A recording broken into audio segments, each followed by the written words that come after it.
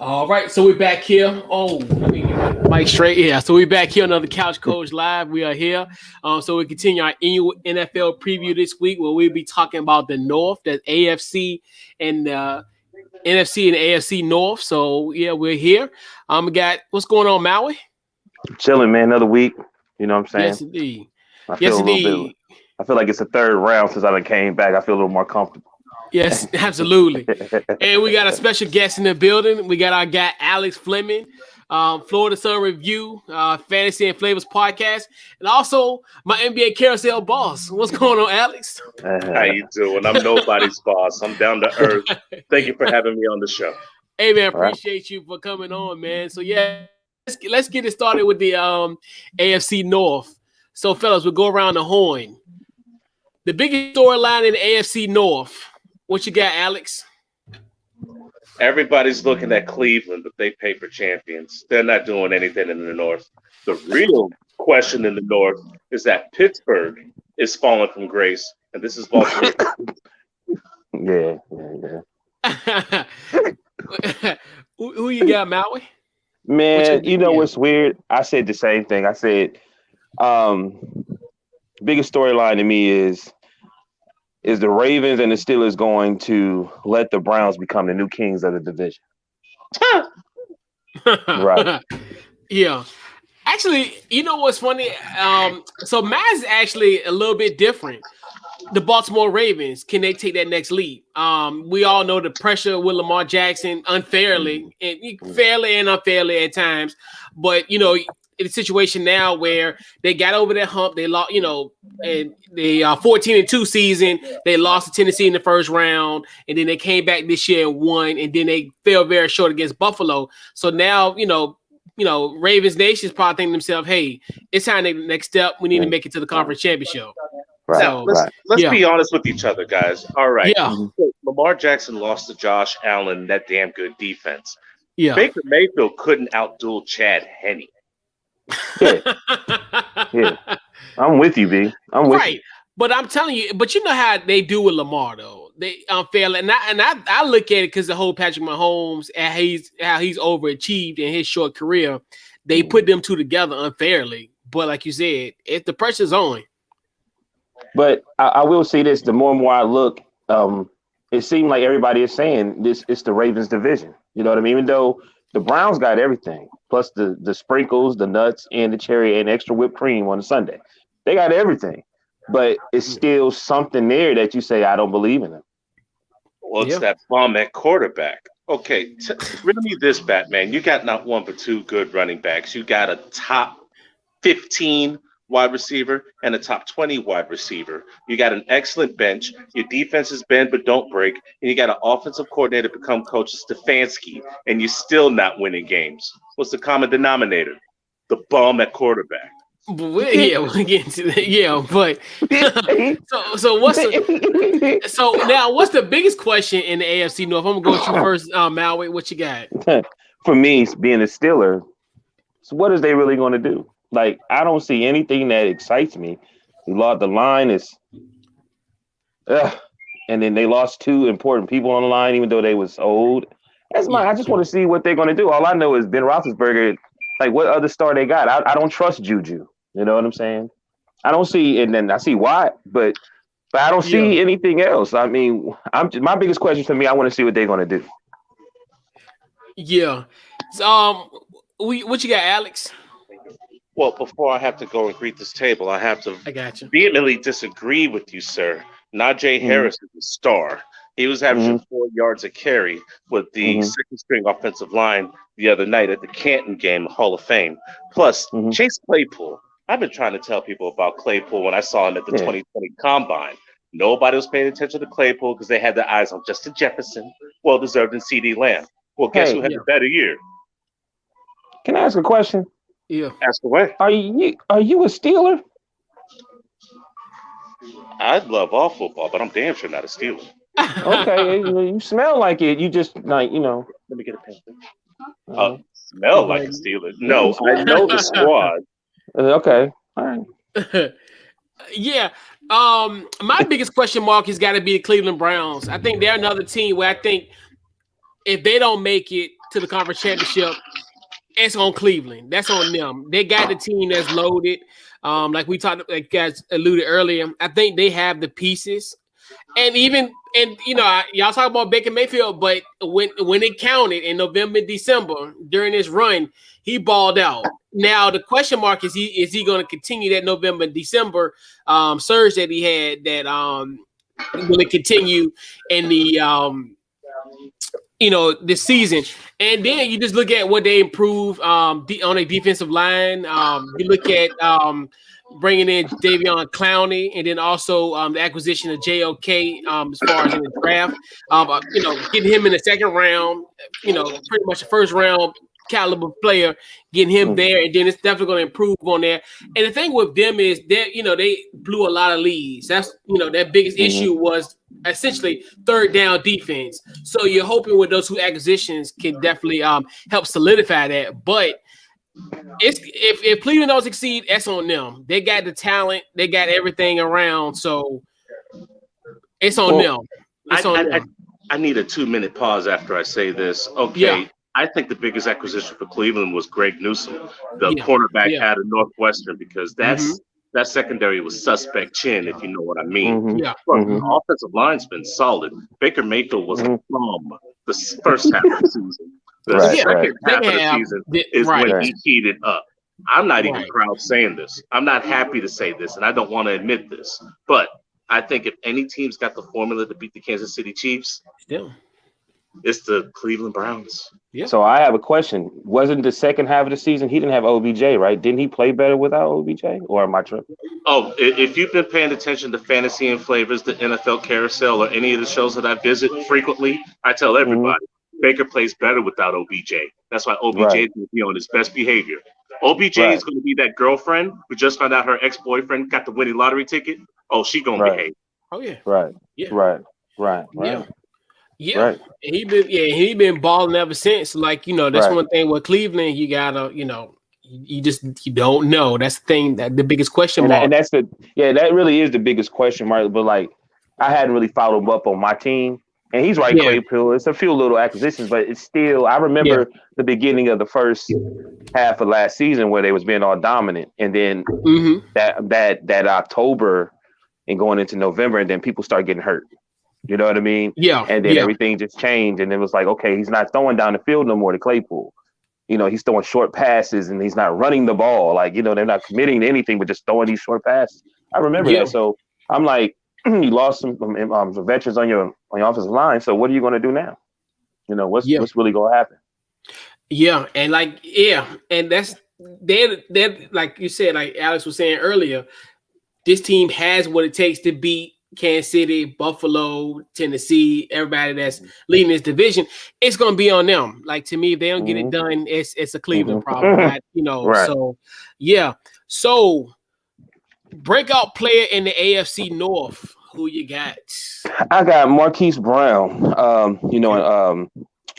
He's averaging 104 receptions for almost 1,400 in passing yards or in catching yards anyway, and 15 TDs. I just feel like, this is his going into his third season, and when I think about Lamar Jackson, I think him, and I just think this is going to be his breakout, like really to show that he's a true weapon when it comes to with Lamar Jackson and the Ravens. I just think that and he's a small guy, you can pull him all over the place, but I just feel like it's important for him to become a major weapon.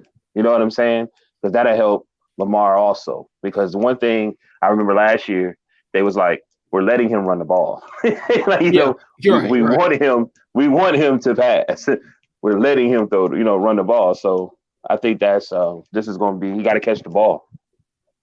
Even if you don't think it's accurate to you, you got to figure out a way to get to it in a position to catch the ball, So my breakout player is going to be actually, you talked about Marquise Brown from the Ravens. I raised you, J.K. Dobbins. I think J.K. Dobbins is going to eclipse the 1,000-yard mark this year. You think about what he did last year. He had 134 carries and had 805 yards. Wow. So he'll definitely get the lion's share of carries now with, Mark Ingram is, not there anymore. So I definitely going to see him, do his thing. J.K. Dobbins is definitely going to be, elusive in that backfield for Baltimore. You have two potential 1,000-yard rushers in that backfield, including Lamar Jackson. So it's it's going to be definitely. I'm sorry. Did you say something about Lamar Jackson? You said something about Lamar Jackson. Well, yeah, because I talked about my breakout player is going to be J.K. Dobbins, and I think he's going to be on the verge of 1,000 yards. He's going to make. He's going. And you think about it.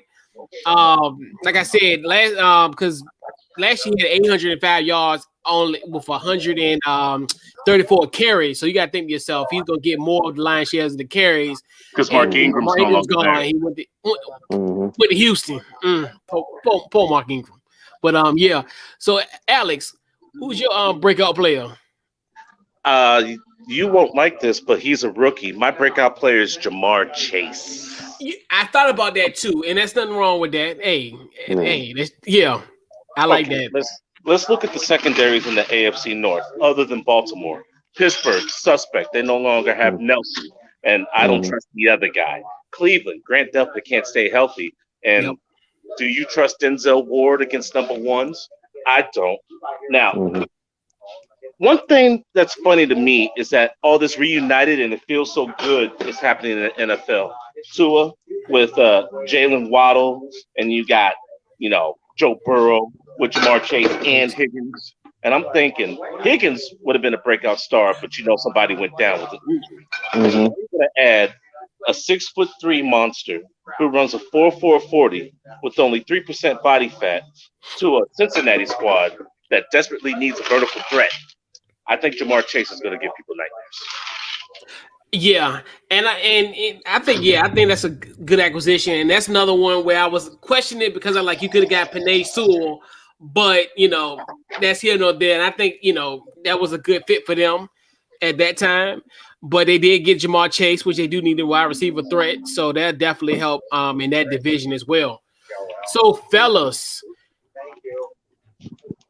Oh, let me breakout player. Okay, let me actually we're gonna get out for that one. So, fellas, who is the dark horse team in the AFC North? What you got, Maui?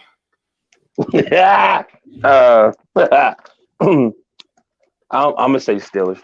I'm gonna go Steelers. I think from what I'm seeing right now, everybody's kind of like, they're down, they're going down. We don't really blow. Everybody's going back and forth. I think they're gonna figure out a way, especially if they stay healthy, figure out a way to make their way through. Yeah. You know what I mean? Yeah. And I actually agree with you as well. I look at Pittsburgh there, even though it's funny, you sit there, you think to yourself, a 12-14 team is a dark horse, but we're looking at this circumstance of just, as far as Cleveland has improved, Baltimore has improved, so we're looking at that as a third-tier team. This is another one where could this be Big Ben's final, year potentially, or a good productive year that he has left. You look at them not having Bud Dupree, really didn't necessarily replace him like they should have. Now you got Najee Harris, who I think is going to be the big down, your featured back, which you guys haven't had since your boy Lev Bell. Right. From Michigan State. That's why I look like this. I look like this because I haven't been the same since them dudes left. I've been like, man, looking at the team like, man, something ain't right. But yeah, and then also I just look at and then I look at the schedule. The schedule's kind of interesting for me. I think the one that you really want to key in, I think is going to be, I call it their holiday stretch, where the week before Christmas they play Tennessee. That's going to be a pivotal game.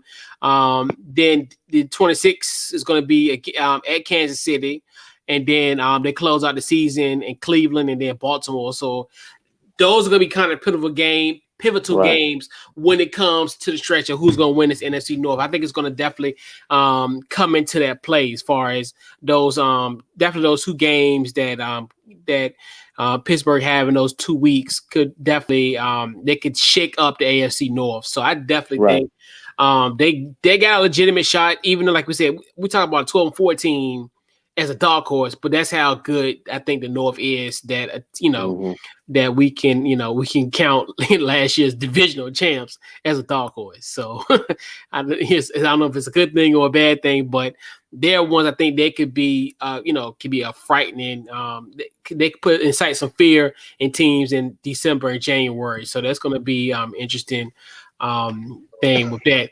So Alex, who's your dark horse in the North? Are we talking about a team or are we talking about a player? Player. I mean team. No, yeah. Yeah, team, dark horse. Okay, I got a good dark horse and a bad dark horse. Okay. Yeah. Okay. I got Baltimore winning the division. I got Cleveland making the wild card and upsetting the Chiefs. I have Pittsburgh with their first losing season in a long time. Yeah. It's definitely difficult, most certainly. So I'm actually, to round out the AFC North, I'm actually gonna get you guys record predictions.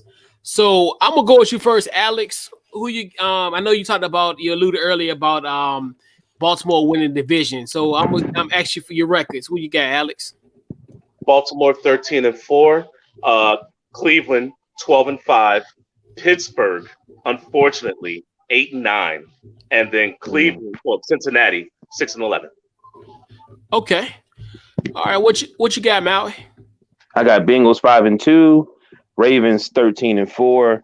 I got I'm not gonna lie. I got Steelers at 11-6. But when you look at it, they can easily be 8-9 when I looked at the schedule. And then I got Cleveland at 10-7, but that can easily just switch around between Cleveland and the Steelers. You know what I mean? Because Steelers can easily, man, some of them games, just they defense and they can just come together through, and then win some games you don't even think they're supposed to win. You know what I mean? Hey, real talk. Yeah. Take a look at the last 6 games the Pittsburgh Steelers play. That's murderous row. We're talking about that stretch. It's gonna be definitely interesting. I think they can they're gonna shake things up. That's why I looked at them as a dark horse because of their schedule. Who has Baltimore, Mal? What was their record? I'm sorry, I got 13-4. 13-4. Okay. All right. So my AFC North, I got the Browns at 11-6. The Baltimore Ravens at 10-7. The Steelers, I got them 9-8. I can't. That's what I'm saying. They're there. And then I got the Bengals at 6-11. I think they're going to be kind of a team that's they'll make some strides, but this ain't their year. We thinking very similar. I got them at 8-9. You got them at 9-8. We both got the Bengals at 6-11. Only you have the Browns win the division, and I got the Ravens win the division, which means they both make the playoffs. Yeah, they both will make the playoffs. I think these two teams are too good. They're too good to not make the playoffs at this point. I try not to be biased, but man, I can't do it. I'm sorry. I mean, I tried. Yeah. So, fellas, let's shift the focus to the NFC. What is the biggest storyline in the NFC North? What you got, Alex? Justin Fields. Bro, everybody and their mama know that Green Bay is about to be no more after this season. Aaron Rodgers is going to be a free man. He's probably going to go back to San Francisco so he can live his best life, quote unquote. After Aaron Rodgers leaves, there's going to be a hole in that division because nobody trusts Cousins. Detroit's full of bums. And then you got the monsters of the Midway. Justin Fields breaks the mold. Yeah. What you got, Maui? What you got? I had it, it's weird because I had to question the storyline almost like the same in different ways. But I'm going to say Justin Fields too. And my thing is, do you start Dalton or do you start Fields? And just in case if Fields get hurt or something like that, then you could start Dalton. Yeah. So I kind of allude to that because I kind of got them as one I allude to that what I think is going to also have with Justin Fields. Right. But it's got to be the Green Bay Packers. This is by far the last dance of this team. They're a situation where Devontae Adams and Aaron Rodgers posted Last Dance as their stories on social media. So this is it. This is it for this team. You know, when we talk about as far as a run from the division. Okay, look. Let's be real with each other. Now, they can't franchise tag Aaron. He's free. There's nothing they can do to fix that. Devontae is a different story. If you think you're going to leave, we're going to franchise tag your ass. Right. But them two together as a tandem, it's the last dance for them. And this might be the last dance for the Green Bay Packers for the foreseeable future. At this point, because I used to start with fantasy football, fantasy and flavors. That was my gig. The funny thing I've noticed about Devontae Adams, he's the only wide receiver who's had double-digit touchdowns almost every year he's been in the league. Now, you have King Henry, who's had 2,000 yards last year, but he didn't start out hot. You had AB, who started out hot, fell from grace, and is now going to be reacclimated with Tampa Bay. You got ups and downs everywhere except for Devontae Adams, who's been a model of consistency. So if you're not at the top of your fantasy bracket and you're not going to get one of those top 3 running backs, grab Devontae. Yeah. Because he's good for at least 12, 13 touchdowns a season, if that or more. And and the thing is, like we talked about, this is it for Green Bay for the foreseeable future. We talk about the Chicago Bears on the rise. Minnesota potentially, they'll still be the kind of middle pack. And then I think Detroit in the next few years are going to make some noise. I think they got. I think I would kind of allude to that earlier as far as who I think that's going to be potentially going to be the savior in Detroit, which I'll tease that a little bit. But so fellas, what's the biggest question in NFC North? I'm gonna go with you first, Alex. Can the Minnesota Viking defense get healthy? Oh my God! Okay, look. The one thing about Minnesota is that they've always been able to score points. Minnesota's offense is not the issue. They upgraded that tight end with Irv Smith, shipping Kyle Rudolph to the New York Giants. You get rid of Stephon Diggs and you get Justin Jefferson. Upgrade. Slightly. Here's the thing, though. That defense can't stop you or me. The defense has been the issue the last couple of years. If Minnesota ever got a damn defense, they could probably win and rule this division. But lo and behold, they got rid of Gladney. He's on the shipping market. You got old man Patrick Peterson and Danielle Hunter. I lost an interview with Danielle Hunter because I called him Danielle. Danielle Hunter needs to come back from a neck injury. So Minnesota defense, stand up. Shoot, Patrick Peterson, I'm bringing back the number 7, dog. I'm LSU like, so you bringing that back. Shoot. But what's your biggest question mark in the NFC South, Maui? Is Goff going to be the guy that's going to move the Lions forward to success? That's the question. You know what I mean? I got one for everything. I didn't put much. I didn't have anything for Green Bay. Because regardless if Aaron Rodgers come back, he still don't look happy. All right, when you see Tom Brady, right? Tom Brady looked a certain way when he was at the Patriots, but he actually looked kind of happy now that he with the Bucks. You know what I'm saying? He's smiling and everything. And I think that's what Aaron wants. Aaron, like, man, I still, I just want, we just won the NBA championship. I'm just not happy out here, and the snow would do it to you. You know what I'm saying? And I think he just, I don't know. I don't know how that situation going to work. I'm not going to say he's not going to compete, but I don't know, man. Aaron's going to compete. Aaron's always a competitor. Here's the thing. You got a GM and a manager that's not listening to you and not giving you the offensive firepower that you desperately needed. The first time and the only time they drafted somebody in the first round that was offensively to help Aaron Rodgers was his damn backup, Jordan Love. Devontae Adams was a second-round pick, and Amari Rodgers out of Clemson was a third-round pick. Marquez Valdes-Scantling is inconsistent, and do you have faith out of that bum tight end they got out of Texas A&M? No, they have more faith in Robert Tonyan. So, if I'm Aaron Rodgers, you're not listening to me. You don't care about my needs. It's like you hear Jimmy, but you're not listening. Right. It's like he said in the press conference. He's like, look, I would have loved for you to have, people coming to play for me. Like, and you're not putting me in these, and you're not even putting me in these rooms to talk to these guys. Yeah. I mean, he took that personally. And I don't blame him. I'm the league MVP. at 38 years old. Well, yeah, I'm like, bro, like, Wisconsin is not a vacation place. They're coming to see me. Right, and he's right, and that's why like I hated when people were so like, and hate on that. I'm like you said, who wants to play football in Green Bay from September to January? No one. But Aaron Rodgers is the reason why I would go to Green Bay. Right. Like simple as that. Also, my biggest storyline, my biggest question, like you said, Jared Goff is in a new situation.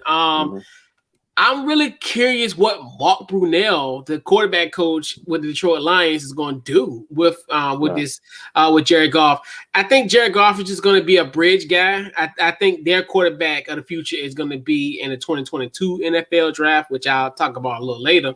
But I think he's a bridge for the next quarterback in Detroit Lions history. I'm just very interested of what he's going to do with this Lions team. I don't think he's going to do much, but it is kind of a compelling, now like life after Matthew Stafford in Detroit. I think it's going to be a cold winter in Detroit. It's going to be a cold fall winter. It's just a bundle up. Like Dan Campbell said, hey, we're going to bite kneecaps. I think all your teeth going to fall out in Detroit, and this gives you some new teeth after January the 9th, and you'll be all right. Can I ask you a question? Yes, sir. What kind of ignoramus says we're gonna bite at your kneecaps? Dan Campbell. That's why I felt so bad for Matt, for Jared Goff when he went to Detroit. I'm like, oh boy, it's gonna get ugly. Bro, I see them going 4-13. And just failing miserably. However, with Penal Sewell, I see DeAndre Swift being fantasy relevant. He's going to have 1,000 yards rushing this season. But have you seen their roster, bro? Yeah. Okay, look, their leading wide receiver is Tyrell Williams, who didn't play for the Vegas-Oakland Raiders for about 2 years because of injury. Equanimous St. Brown is the number 2 receiver. Right. And their secondary is almost as bad as the Atlanta Falcons. Bro, they're in trouble. Yeah, that's what I said. It's gonna be a cold fall and winter in Detroit. Like it's gonna be rough. So let's see what we got here. The breakout player in NFC North. What you got, Maui? I got Irvin Martin Smith Jr. I can't hear you. Yeah, he got 66 receptions, career 676 yards, 7 TDs, but he was a backup. You know what I mean? And now him moving to the starting lineup. I was watching his highlights. He moved well without the ball. I mean, he breaking people off. You know what I'm saying? He got receiving moves, and I think with Kirk Cousins being a play action type of quarterback. Are you doing that on purpose? Hey, no, but I do think he's gonna be a breakout by him being in the starting lineup. I think he's gonna be some problems. It would be easy to say Justin Jefferson, but he already broke out. I'm gonna switch it up on you. Daz Newsome, Chicago Bears. Daz Newsome. Hey, Alex, what school he went to? Oh, he's a University of North Carolina Tar Heel. Let's go. Let me explain why.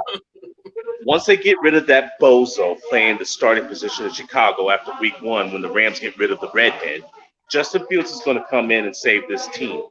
They haven't had a vertical threat since Mushan Muhammad. Daz Newsome could be that vertical threat because we all know Justin Fields was the most compatible and accurate of all the rookie quarterbacks in the draft when it came to the deep ball. See, people only want to mention that he's from Ohio State. He's going to fail. He had a better deep ball than Trevor Lawrence. He got a better deep ball than Trey Lance. He's got a better deep ball than Zach Wilson. Yep.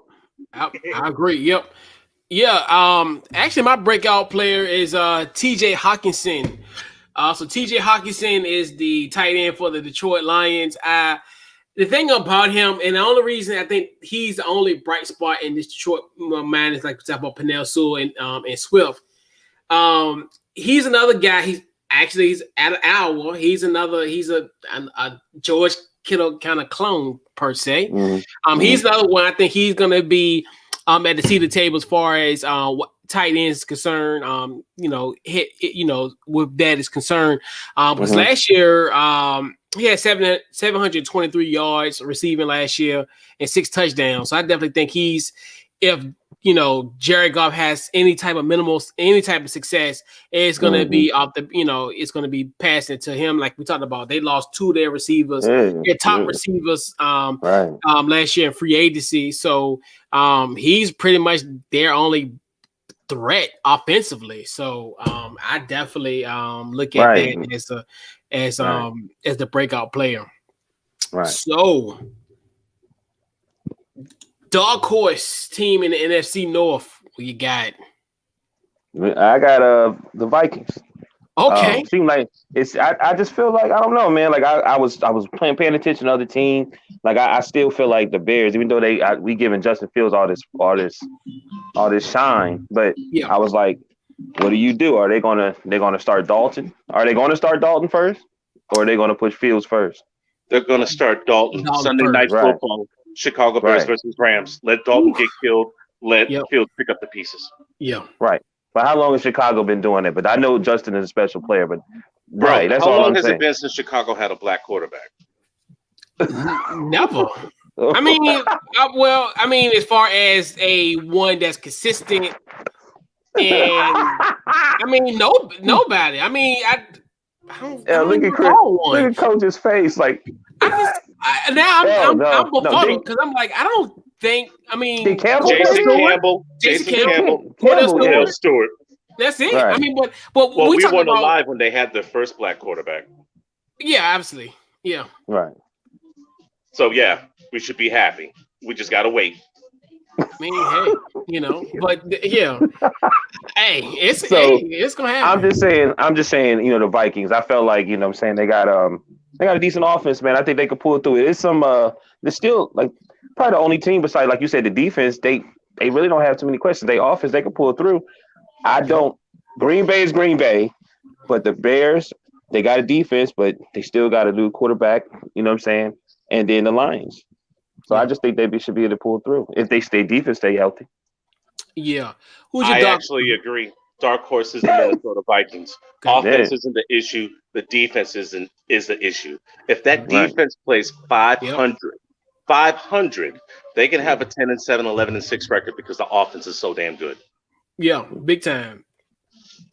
Matt's gonna be the Chicago Bears. They're gonna be another team I think that's gonna So this is my thing with Justin Fields. So I think what's gonna happen with Justin Fields. So I kind of had a plan in place. So I think what's gonna be happening with them, it's gonna be October 31st, no later than October 31st. It's like week 7 or week 8 of the NFL season. They got a bad week, I think like week 9 or 10 or whatever. So I think the best case scenario is he's going to get that Justin Fields is probably going to start against San Francisco on Halloween, October 31st. Because I think at that time, I think the Bears are going to be maybe 2-5 or potentially 3-4. So I think they could be in a slot where I think, like I talked about earlier, I've been talking about this all summer long, where I think if the Bears are 3 or 4 games behind, 500. I think they're going to pull the trigger because this team thinks to themselves, hey, we're a playoff team. And, and plus you need to figure out what you want to do because even though you sacrifice your first round pick for 2022, you really want to see what Justin Fields is doing because at this point, I wouldn't consider 2022 as a robust quarterback class. But if you need to see what you got with him, and I think he'll be in there at least by the San Francisco game. Probably more likely it would be the bye week, which I think that bye week is maybe like 2 weeks after the San Francisco game. So, but then I just look at this team where I think if they get consistent quarterback play, even if it's not with Justin or even with just Andy Dalton, I think this team is. This team is another, a dark horse. Even though they made the playoffs last year, but I definitely think, like we talk about, that defense is solid. And then just a simple fact of just they got some decent weapons, as Alex alluded earlier. Daz Newsome out of the University of North Carolina, nephew. And then also Allen Robinson. I think Allen Robinson is another guy where he's been, and I looked at a lot of people's like top 10, top 5 wide receiver lists. I had him as the 5th best wide receiver in the league. And I've seen people kind of have him in that 6, 7, 8 kind of range, like, at least teetering at the top 10 and chart up. So I look at him as he's going to be, and I think he'll have another solid season. I think he had 1,200 receiving yards last year. And I think that's going to continue. And then just, I look at Damian Williams. I think that's a solid acquisition for the Bears. And then, as far as what Tariq Cohen's going to do coming off the injury. So that's going to be definitely an intriguing team going forward. But I definitely think you'll definitely see Justin Fields play, sooner, very soon. I say about week 7. I got a question though. If you putting and just tell me, be honest. Like, if you put Field to start, wouldn't it be better for Dalton to be come out and be the backup? So just in case, because he's young, and if he get hurt, at least you'll have a professional to go forward. Or am I just reading it wrong? No, I think you want to. Yeah, I think. No, I mean, I'm just being honest. You know what I'm saying? Like Alex was saying earlier, you got week 1 against the Rams. You trust me. You don't want Justin Fields out there, with that ferocious defensive line. Like, that's you setting him up to fail immediately. Like, you don't want to kill a rookie's confidence. His first NFL game, you need him to sit down and watch and only come in if Andy Dalton breaks a collarbone or something. Knock on wood. I'm not asking that for the man. Yeah, you know what I'm saying. Okay, dealing with that pass rush. I have the Rams being the dark horse team in the NFC that's going to challenge the Tampa Bay Buccaneers for a chance to go to the Super Bowl. They added acquisitions on the defensive line so that way you can't keep double teaming Aaron Donald. Aaron Donald is force. He's like Michael Myers. You try to avoid him. And when you have to fight him, you go all gung-ho. That's why he's constantly double teamed. Well, they added Bobby Brown from Texas A&M on the defensive line so that way you can't double team him anymore. Look for the Rams to explode this year. Yeah. And then I think even if you look at it from that standpoint, I just like you said, you want to just let him kind of see the game from being on the bench. And then because you really want to see what you want. Like you said, you don't want to kill his confidence so quick because you're gonna need him down the stretch. He's gonna be probably more likely to be their franchise quarterback if it screws everything up. But you definitely want to get him in at least a comfortable spot and kind of get him in at least some familiarity and make him feel comfortable in the pocket. But going against that Rams game 1, so you think they may start him after? You think they may start him after the Halloween? I think he starts week 2. You think so? I think Andy Dalton throws a couple of interceptions, messes around and pretends like he gets hurt. Justin Fields has to finish the game, throws a deep pass, shows some potential. He blows up against Cincinnati. He said throw a couple of interceptions and act like he got hurt. Ooh. But and like you said, and I think, because I think really if they struggle, like my biggest thing was if they're like 2 or 3 games below 500, that's when Justin Fields coming in, regardless of who's coming in week 1 or week 2. But because I kept on saying before I evaluate the Bears season that it's going to be at the bye week, but the bye week is in the teeth of their season. So it's like that thing bye week is like November the 14th or November the 7th. So it's like, I mean, it's going to be before that because you really need to see what's going on. So, yeah, big time. So, record predictions for the NFC North. Who you got in the NFC North, Maui? I got the Bears 7-10. I got the Lions 2-15. 2-15. I got the Green Bay 11-6, and I got the Vikings 8-9. Okay. All right. You said you had the you had the Bears at 7-10. 7-10. Okay. So mine is interesting. So I did a simulation for the season and kind of found out I had Green Bay at 5-12, which that's not gonna happen. I think we did that before. Where Aaron came back. We thought Aaron, and then Vegas dropped the line for Vegas, so I panicked. It was one of those type of moments. So I got Green Bay at 12-5. I got the Chicago Bears at 9-8. I got the Minnesota Vikings at 8-9. And I got the Detroit Lions 3-14. And I think if I looked at all my simulations, I think Detroit will have the worst record. I think at this point, I think them and Carolina, which I kind of tease it next week, but I think Carolina and Detroit have the two worst teams, and they'll be in the official Sam Howell lottery, the Detroit Lions. So I have to disagree with you. You said Detroit and Carolina have the two worst teams. Carolina's on the come up. I actually see them finishing second in the NFC South because the Saints have more issues than the soap opera, bro. Yeah, I'm writing an article about it, and it's going to be in the Florida Sun next week. So let me just put it this way. Mm-hmm. You lost your leading pass rusher of last year, Trey Hendrickson. Sheldon Rankins went to the Jets, of all places. Mm-hmm. You lost one of your linebackers in free agency. Emmanuel Sanders went to Buffalo. Lattimore is going to be suspended for at least 2 games. One of your defensive tackles is going to be suspended for 6 games. One of your offensive linemen just retired. You got Jameis Winston and Taysom Hill fighting for the quarterback position, which is sad and pathetic all in itself. Yeah. And you got Slant Man, who doesn't want to be there and is retiring the trade. Bro. Yeah. And what it was, because I did like a season simulation, and I even though it's contradictory of what I'm gonna say, with these records for it. I think I'm gonna have Carolina might be a little bit different because I like them bringing in Sam Brad. I don't know why the hell I keep on calling him Sam Darnold. I don't know why I get those two confused. Like they're from 2 different generations, 2 eras. But it's just I don't know. But yeah, I definitely think Detroit would be the worst team in the NFL at 3-14. And I disagree. Well, you got who the worst team? Houston. Houston got a shot. Bro, Houston's trying to act like they still got plantations in America, bro. Did you see the day where they said they got Deshaun Watson as the 4th on the depth chart as their 4th quarterback? I'm like, jump ship. Houston, you got Houston Texans stock, drop it right immediately now. I was like, that is not good.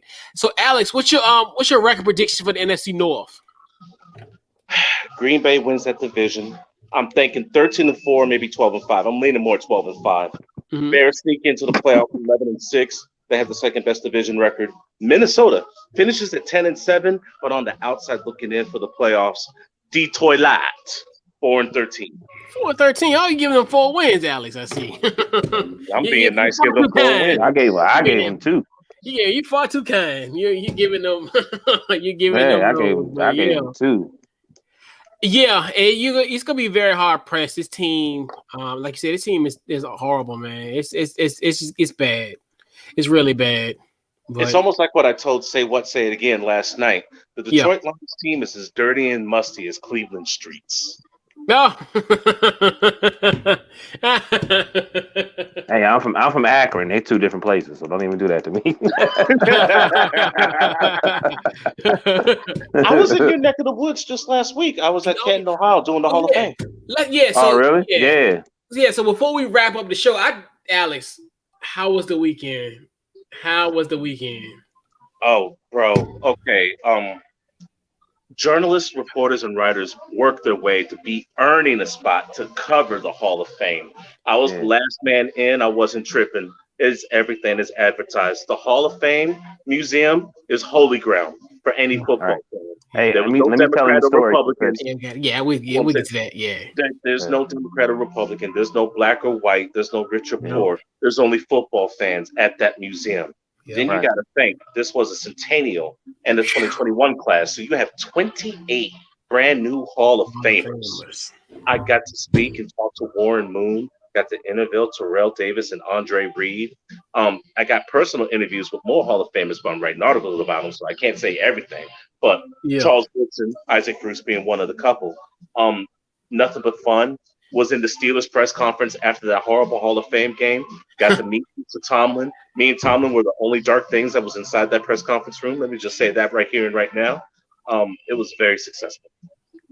Yeah. So can I tell him real quick? Yeah, you good. Yeah. So when I first met Chris, he's a Jordan guy. I'm from Akron, so I'm a LeBron guy, and his perspective, I said, man, you really don't know where LeBron come from. And I said, one day I'm gonna take you there. And we end up getting a job working for Apple Maps. And come to find out, probably like almost a year later, we end up working in Canton. And Chris was able to go to the Hall of Fame. You know what I mean? And all I picture him is with his book bag, because he never thought, I don't know if it was on his bucket list or whatever, that he was able to go to the Football Hall of Fame. Our hotel was right by it. Yeah, it was amazing. Yeah. See, I had to stay in Independence because all of the hotels were booked, but I didn't mind making that 40-minute travel. Right. So, dream come true, terribly humble, and I'm going to be back next year. Yeah. And then what made it so fun, they had 2 nights of it. And I was like, I'm low-key like, maybe we should split the classes each year and be like, have one night and then 2. I love both nights. Like, it's so, like, they really had to do that again. Like, I mean, I don't want to wait every 2 years for one, but the 2 nights were perfect. I was like, man. I was like, yo, the NFL just doesn't get it wrong. Like, I was like, because I thought I was like, well, okay, we could have all these speeches in one night. They's like, no, that's tomorrow. I was like, we got a Hall of Fame Sunday? Like, what? When you love what you do, it's not work, but this just lets me know I was there. I was active.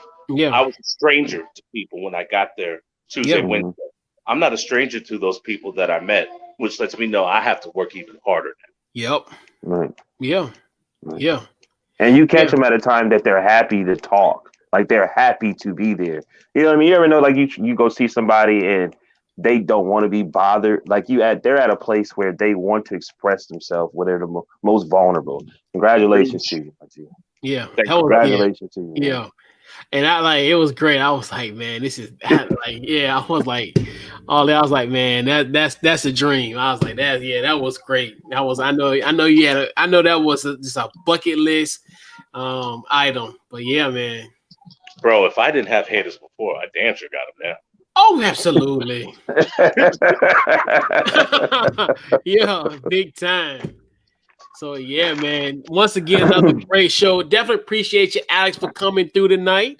I wish I could have gave you more energy. I'm at work. It's all good. No, you was perfect, man. It's all good. It's all good. And we'll definitely, we're going to definitely chop it up during the season. And, I got to tell you, talk to you about some stuff. But we'll done that later. But, so, Alex, where can they find your social media, man? Ooh, the season's coming. I was dormant like a bear, literally, because, I've been working for 2 years straight, but the Hall of Fame reinvigorated me. Mm-hmm. Florida Sun, Central Florida's oldest Black living newspaper. The Sports Arena, I'll be going live tonight. Eric Wilson, Michael Carrictanudo, Ruth Corgias, Megan Price. Oh, and say it again, it's Ty Ray. I work with nothing but consummate professionals. They're all doing their own thing, whether it be in the Pac-12, leaving the Pac-12 with Michael Carrictanudo, the Sports Arena, and 365 with Eric Wilson. Ruth Corgias covers the Tampa Bay Buccaneers. Megan Price, my boo, now covering the Dallas Wings and is going to be covering the Dallas Mavericks very soon. And then you got Ty Ray, say it again, teaching the youth and on iHeartRadio. I'm going to be doing my podcast with Skull King Sports with Ryan Skullworld and Mouth of the South, Scott Morganroth. You can find me in the press box with the Jacksonville Jaguars. You're going to find me on the sidelines with the Tampa Bay Buccaneers, writing to them. They actually let some brothers in this time. NFL Carousel, but you already know about that. I wanted to leave that one in the bag. And I'm doing UFC and MMA now. So you can find me on the vigilant scene as well. Okay. All right. Congratulations, man. Yeah, and definitely huge shout out. And also on Twitter, man. You got a picture. Your AV actually, but Cal, we went to the same high school. Even although we're not the same age, but that was their school 20 years ago. But yeah, Mackay, proud of Highland Springs High School. I think he's gonna be a gold jacket one of these days. I think he's gonna be a gold jacket. I think he's gonna be Mackay. He's big time. Yeah, definitely huge shout out. Yeah, ALXFLMNG, Alex Fleming, no vowels. Yes, find me on Twitter. I'm not a hard man to find. Nah, not at all. Not at all. Yeah, appreciate you, Alex. And yeah, social media, where can I find you, Maui? Oh man, Deshaun Morgan Facebook, DT Morgan 78 Instagram. Yeah. Wow, that boy, let me tell you, that was intense. That was intense right there. Yeah. That was intense, Definitely. man. Once again, another great show. Right. So yeah, man, we halfway done with it. Well, not halfway. Well, 2/3 out of as far as that. So next week we'll be doing the South. So we'll be doing the AFC and the NFC South. Then got some other stuff going on. Obviously, Watch the Football Guys podcast on Friday night. Me and my guy Rob. We got a special guest. I haven't really tipped it off yet. I just leave it at that. We got a special guest on the show Friday night. So check us out on Friday. Then Saturday we got we're doing the Big Ten preview with our guy Zach of the Blue Bloods podcast. We'll have him on. That'll be Saturday at 2:00. We got some stuff brewing also, with the show. We'll do some stuff next week. Getting ready for high school football next week. So we might have something up our sleeves next week. So we'll get that going. And also follow follow the show, Facebook, Twitter, Instagram on the Couch Coach Live. And once again, definitely huge shout out to our guy Alex Fleming. Even though he don't, as far as you don't want to, like you said, he's humble, but he is, he is a part of the NBA. Multitasking, doing this thing, hardest working man in show business. He, doing this thing, and then also helping us out on the show this week. So yeah, man, this has been another Couch Coach Live, man. We will catch you guys next week. Welcome. Yes, sir. All right, let me know where my mouse at. There we go.